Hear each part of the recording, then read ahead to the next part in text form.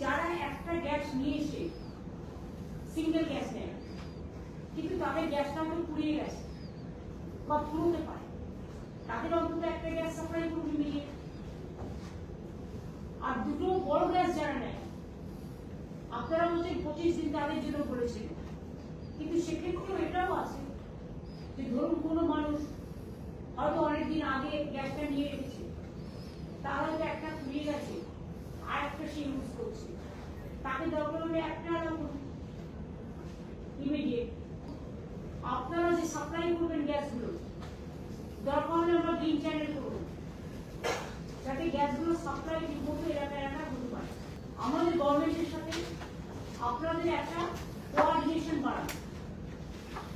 Everyday আপনার কাছে কত স্টক আছে, আপনি কত সাপ্লাই করতে পারবেন, কত সাপ্লাই করছেন, ডোমেস্টিক যাতে কোনো অসুবিধে না, ছোট ছোট রেস্টুরেন্টে যাতে কোনো অসুবিধে না হয়,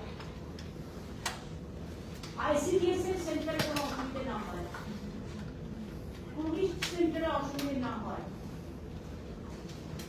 এই দিকটা আপনারা প্রায়োরিটি দিন।